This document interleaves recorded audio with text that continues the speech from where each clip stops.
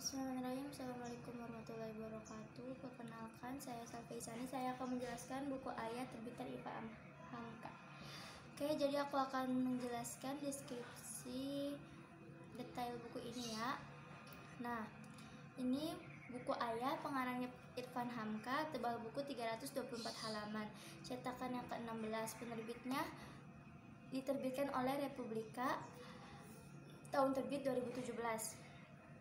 Jadi siapa itu Irfan Hamka? Ya, Irfan Hamka itu, jadi pertama-tama aku jelasin dulu ya siapa Irfan Hamka.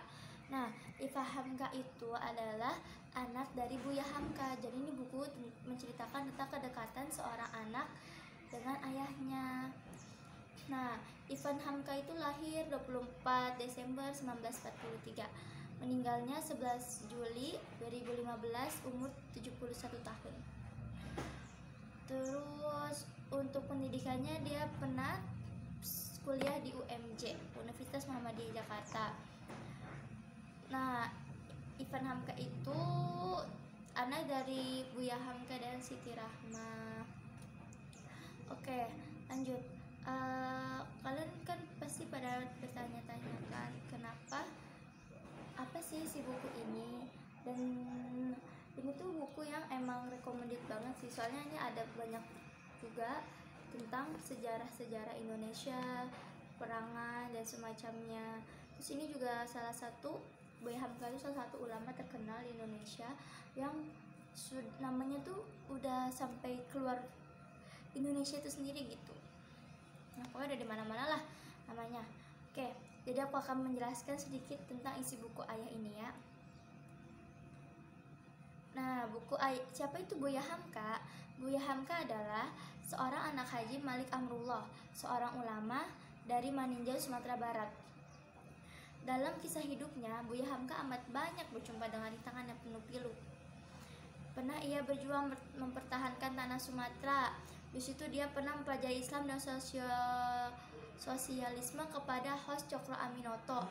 Nah, habis itu dia pernah belajar. Hos Cokro Aminoto itu siapa? Hos Cokro Aminoto itu yang kita kenal sekarang sebagai guru bangsa. Iya, Cokro Aminoto itu sebagai guru bangsa, proper pendidikan ya, paling gitu kali ya. Nah, terus habis itu dia juga belajar ke Ki Bagus Hadi Kusumo dan Tuan A.R. Fakhrudin di tanah Jawa. Hamka kemudian Buya Hamka sendiri terus masuk ke organisasi Islam Indonesia, organisasi Islam yaitu Syariat Islam, dan dia akhirnya ikut berdakwah dengan Muhammadiyah. Lanjut.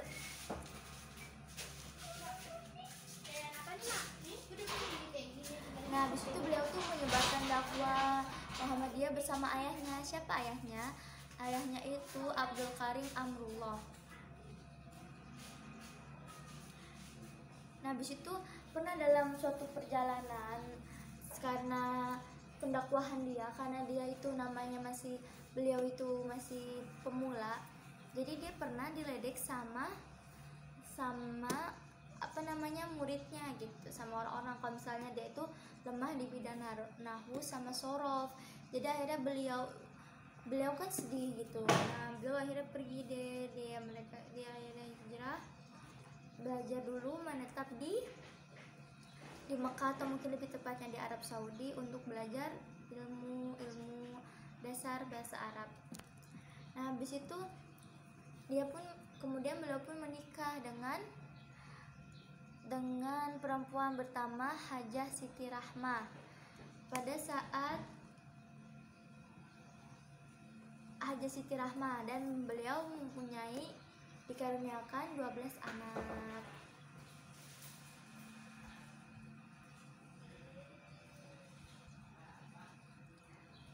Nah, habis itu jadi sebenarnya beliau itu ada sedikit cerita pilu gitu ya. Jadi kan beliau waktu itu kan pernah melihara seekor kucing. Nah, namanya si Kuning. Itu tuh kucing itu suka banget suka banget beliau elus terus pokoknya kemana-mana selalu ditemenin gitu. Jadi waktu beliau wafat pun kucing ini masih nyariin almarhum Buya Hamka.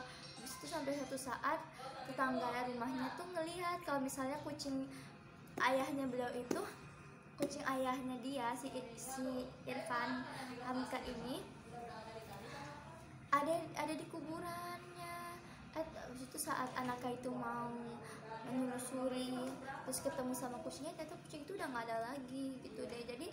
Jadi walaupun beliau itu suka berhadapan dengan penjajah, suka berdakwah kemana-mana, atau mungkin pernah diceritain juga dia tuh tahu kalau misalnya suatu tempat itu mau jadi gempa atau mungkin tempat itu bakal diserang penjajah, pasti beliau tuh punya feeling gitu.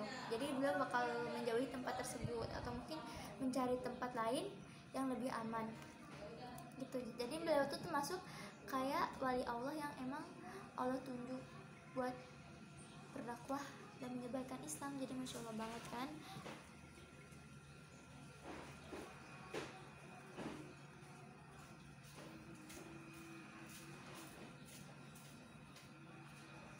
Nah, terus itu waktu itu kan aku mau ceritain juga.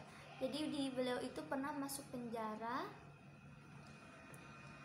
selama 4 tahun 2 bulan.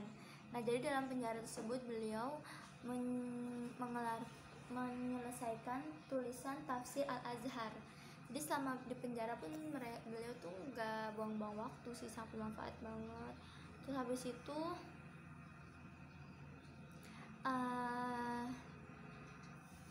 setelah beberapa tahun dari perjalanan haji berpulang ke hadiran Allah, Haja Siti Raham Rasulullah pada usia 57 tahun. Jadi waktu beliau haji kan mungkin haji itu mereka berdua.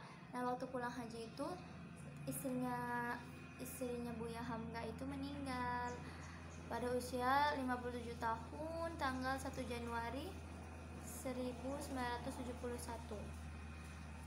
Justru semenjak meninggalnya Umi, beliau akhirnya menikah lagi dengan istri kedua. Dan itu Haji Siti Khadijah. Nah, jadi Haji Siti Khadijah menemani Buya Hamka itu agak tidak kesepian. Jadi biar dia tuh nggak sedih gitu. Nah, selama hidup beliau tuh banyak banget dibenci karena beliau itu alirannya Islam, jadi lurus gitu kali tepatnya. Jadi tuh beliau kadang suka dibenci sama PKI karena PKI itu tidak setuju dengan apa yang beliau sampaikan gitu. Jadi cenderung kalau misalnya Buya Hamka itu sendiri itu lebih menuntun dan lebih setuju kalau misalkan Indonesia dulu itu bernegara Islam. Tapi karena kita punya banyak sekali konflik, akhirnya beliau pun penjara karena hal tersebut. Terus juga kenapa Soekarno sama Muhammad Yamin pernah benci sama beliau, karena mereka pemahamannya berbeda dengan Buya Hamka. Itu deh jadinya, karena Muhammad Yamin itu dan Soekarno itu lebih cenderung pemahamannya itu sosial gitu. Bukan sosial sih, lebih tepatnya tuh kayak nasionalisme ya. Nah, habis itu dan selanjutnya pada tahun 1980 sampai 1985 beliau menjadi ketua MUI. Namun di tengah jalan Buya Hamka terpaksa mengundurkan diri dari jabatannya karena tidak sejalan dengan pemerintah mengenai fatwa MUI yang mengharapkan umat Islam mengikuti acara perayaan Natal bersama. Buya Hamka pun akhirnya mengundurkan diri. Selanjutnya lahir itu Buya Hamka itu wafat pada hari Jumat tanggal 24 Juli 1981. Banyak orang yang menolak untuk mengantarkan jenazahnya, hingga ada yang membuat lagu Minang Selamat Jalan Buya Hamka. Jadi waktu beliau meninggal tuh banyak banget yang sedih banget. Nah, beliau tuh termasuk ulama yang sangat cerdas gitu, dan kita tuh beruntung banget bisa memiliki ulama seperti beliau yang sangat jarang bertemu. Terus untuk beliau sendiri itu banyak juga karya-karya yang lain yang yang mungkin tuh kurang kita tahu juga gitu. Oke, mohon maaf apabila ada kekurangan atau mungkin salah-salah kata, mohon makbul adanya. Sekian, walhamdulillahirabbil alamin.